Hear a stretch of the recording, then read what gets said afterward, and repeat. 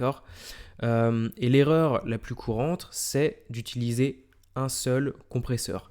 Dans cette vidéo, je vais te montrer l'erreur que tu fais probablement lorsqu'il s'agit de compresser ta voix et pourquoi est-ce que ça ruine le mix de tes voix tout simplement, en tout cas la dynamique de tes voix, et je vais te montrer quoi faire à la place. C'est une technique pas très compliquée et on va voir ça tout de suite. Donc là, je suis dans une session Logic Pro, j'ai juste une piste de voix qui donne ça. Baby, when the morning comes, I've got places I need to be.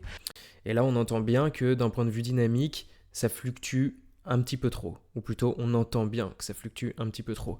Et donc, quand on a ce souci-là sur une voix, d'ailleurs que ce soit sur une voix ou sur n'importe quel autre instrument, en général, on veut utiliser un compresseur pour lisser la dynamique, pour que les niveaux fluctuent un petit peu moins, pour que ce soit plus agréable à l'écoute et surtout pour que ça soit mieux intégré dans le cadre d'un mix global avec d'autres instruments derrière. Parce que forcément, si ça fluctue, il y a des passages où vous allez l'entendre un petit peu moins et ça va être un petit peu masqué par les autres instruments qui, eux, vont sonner plus fort lors des moments où la voix va être un peu plus basse.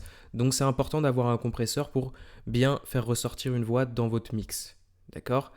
Et l'erreur la plus courante, c'est d'utiliser un seul compresseur. Il y en a énormément de débutants, même d'amateurs, qui ont déjà un certain niveau, qui font cette erreur-là, c'est d'utiliser un seul compresseur pour lisser la dynamique d'une voix.